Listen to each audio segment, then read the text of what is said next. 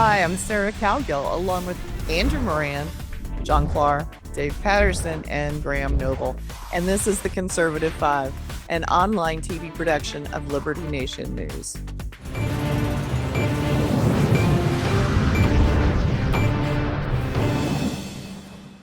Another third-party threat is in the works. Elon Musk, former Doge mastermind and once great bud of Donald Trump, announced on X he was launching his America Party. Former presidential candidate Andrew Yang seems to be on board as well. America has witnessed her fair share of random parties attempting to take the White House. Dave, will Musk be any different than, say, the American Vegetarian Party? Short answer is probably not. Musk started the America Party basically in a fit of pique over the big, beautiful bill raising the debt ceiling by $3.3 trillion, which he found unacceptable. He wants a party to be a centrist party while focusing on physical conservatism, deregulation, and limited government, technology and innovation, merit-based immigration, and as well as science and technology, engineering, and mathematics in our schools. He breaks with conservatives, however, on this fascination that he has with establishing a pilot program for universal basic income. And he has a dim view of tariffs. But for the most part, he is in lockstep with what most conservatives and Republicans believe. Failed presidential candidate Andrew Yang of the Forward Party, if you turn around, your guys are going backward. But the Libertarian Party have offered to help with recruiting candidates. The basic problem with a third party is, and it's true with the America Party, is it essentially is the Republican Party with little variation. There are a few special interests that it distinguishes, but not very many. It has the potential of doing what Ross Perot's Reform Party did in 1990 election, defeating George H.W. Bush on one issue. It was one issue only, and that was the issue of taxes, while he agreed with everything else. And then you got Bill Clinton, on which there was no agreement on anything. So it's a very dangerous gambit, and it seldom is successful. And for the most part, it hurts the one you love. Okay, that struck me as funny. Sorry. All right, Graham, I know you want to weigh in here, and it seems like Musk and Trump battle back and forth between this bromance gone bad, but is there something to this that we're not seeing? Well, if there is, then I'm not seeing it. I just think I don't know how serious Musk really is about this. I thought Dave put it very well when he says that Musk announced the formation of this America Party in a kind of fit of pique, and that's how it seemed to me. And of course it is a problem because everyone is always wary of third parties for the obvious reason, and Dave just kind of explained it very well, and that is that if you have a third party that is very similar in its agenda to one of the other parties, then nobody's going to go for it because it's going to split the vote, and therefore you're just handing victory to, if it's an America Party running in an election with obviously Republicans and Democrats, well, only the Democrats are going to benefit from that because, the America Party is going to split the vote. But here's the thing. I think this idea is kind of going to almost die on the vine because you can't, there's no such thing as centrist politics anymore. Even in this country, you've got more and more people who are unaffiliated voters. The so-called independents are a growing block of voters, and they are kind of beginning to overshadow both the Republican and the Democratic Party voting blocks. But even independents, nobody should conflate being independent with being moderate or being centrist. These people are not. They just happen to have certain beefs with either the Republican Party or certain beefs with the Democratic Party. So they gave up their affiliation and became independents.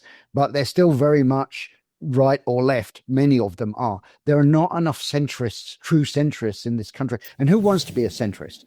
Wasn't it that who was it, the famous quote, If you're in the center, you're just going to get run over. And where's the centrists today in America? There aren't any. We are growing further apart. There's not too many people in the middle. I don't see what the American Party has to offer other than the chance of handing over power to the Democrats because they're splitting the Republican vote. But I don't even think they do that, because I think that people who vote Republican are never going to vote for the American Party for that very reason. They don't want to dilute the Republican vote. And certainly with the supposed agenda of this America Party, I can't imagine how it attracts any Democrat voters. So I don't know where it goes. Well, there was another party called the American Party, and it's my personal favorite. It's nicknamed the Know Nothing Party, and I can't remember all the details, but it was basically the people who were in this party didn't want people to know it, and so when they were questioned, they would say, I don't know anything. So it was the Know Nothing Party. I mean, there's 55 organized political parties in the U.S. Andrew, what are they doing? Well, I would say that, President Trump, he was right when this whole American Party was announced on X. And he said that the U.S. political system is not designed for more than two parties. And you see this every single federal election. The Libertarian Party cracks, 3%, 4%. It may change if you have a guy like Ron Paul, maybe get 10%, 12%. But for the most part, people are going to vote Republican or Democrat. It's not going to change. You have, 2 independent senators in the Senate. You have a couple in the House. That's as much as you'll get. Now, when it comes to the third parties, make the Whig Party great again. Why not that? Or, in today's day and age, you can talk about the transhumanist party with artificial intelligence and robotics. And you have the Communist Party. It's always a delight. And you have the Democratic Socialists of America. That's a hilarious political party. I mean, those conferences they have every single year when they're so sensitive to noise, or they have to do the jazz hands. Those things are the third party are jokes for that very reason. Even the Libertarian Party, it's become such a joke than when it was formed. Aside from the Mises Caucus, of course. But overall, the third party, it's not gonna gain any steam. And I'm gonna disagree quickly with Dave about talking about the tariffs and how Elon Musk is wrong with the tariffs. You see the recent inflation data, and you see some pressures forming from the tariffs. But overall, yeah. Third parties, not going to happen. Okay, so Mr. Clark, let's say Musk stays completely out of touch with this administration. There's 2028 to consider. Now, he was the biggest benefactor for Trump's 2024 campaign. So what's that do to a Trump pick or a MAGA nomination? I mean, are they going to have his support? Or has he said goodbye to everybody? Well, I think it depends on whether President Trump puts the subsidies for EVs back in the BBB, as he has suggested was Elon's real kerfuffle. No, it wasn't. No, it wasn't. I'm just saying. Trump said it was, right? Oh, and I see you're doing your Musk impersonation. Musk also supported Obama and others. He tries to try to support all the horses in the race. So who knows how he will be. Some say he is abusing ketamine. I don't know who said that or what, but is he losing it? I don't know. I think he's done this country a great service, with buying Twitter, and I find him to be an interesting character. So don't get me wrong, I'm not out to bash Elon, but I think that raises the question: is this going to be an enduring political movement with legs, or is it an egomaniacal flash in the pan? And as Dave pointed out, there was the Reform Party under Ross Perot. The great sucking sound is back again in a new way, but it's different because Perot, as Dave said, was really running on that one issue, and that one issue is definitely a conservative issue. It used to be bipartisan, but Musk is not defined by one issue. As Dave also pointed out, he supports universal basic income. Well, that's a favorite of the left, of the socialists, that Andrew goes to their parties with the American. Well, maybe he's going to fund it. The American Spring Break Party. Well, that's a difference too. Ross Perot had to go through a very cumbersome and costly television advertising foundation and money to run, and I think he gained 19% of the vote. So that's a seismic impact. In America, we have a two-party system.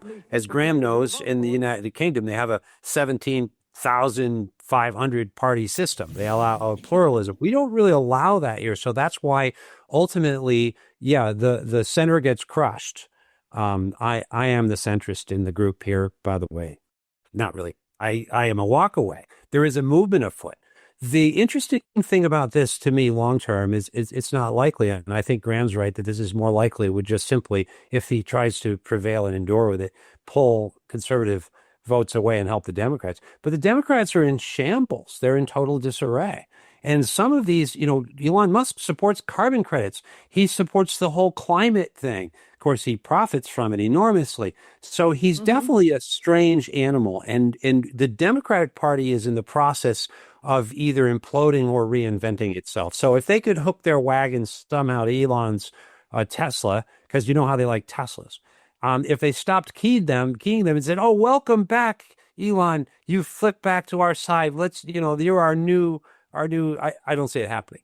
So I think it's probably going to disintegrate and fall apart. Not that he won't do some damage on the way out the door.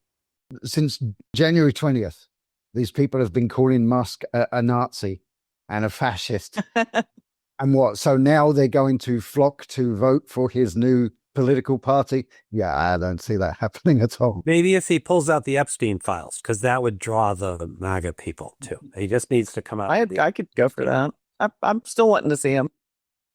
Can I just quickly clarify? As an Elon Musk, No, you cannot. No. the Elon Musk fanboy, I got to say that he has opposed EV tax credits for at least 2 years now. He's been on record. The earliest I can tell was in 2023. He was at a Wall Street Journal conference overseas, and he was saying, yeah, abolish EV tax credits. Get rid of them. Now, at the same time, I will say, yes, of course, Tesla has immensely benefited from the EV tax credits. But as time has progressed, he said to Trump on X, get rid of every single subsidy, get rid of oil and gas subsidies, get rid of electric vehicle subsidies, get rid of absolutely everything. So to say that, he's upset with Trump because of the EV tax credits, Trump made it known during the campaign that he was going to abolish it. Musk didn't say anything. This is about, being fiscally responsible and improving the books, which of course it doesn't look like that's going to happen materially anyway. Well, You're working for Musk. He's working for Musk. You've infiltrated our system. All I said, by the way, was that Donald Trump said that billions. Elon will start calling him. I'm shutting you down, guys.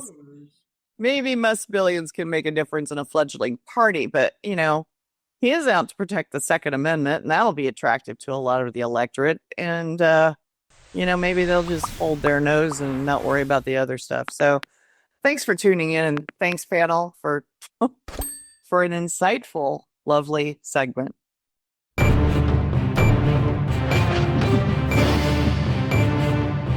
That's it for our Conservative 5 panel today. Check out our other C5 shows and segments on your favorite video platform. YouTube, Vimeo, Rumble, we're on them all. As well, Liberty Nation News has its own Roku channel where you can see all of our TV productions. Now, Liberty Nation does not endorse candidates, campaigns, or legislation, and this presentation is no endorsement. I'm your host, Sarah Cowgill. Thanks for joining us today for the latest news and commentary. Your choice for free thinking, free speech, libertynation.com.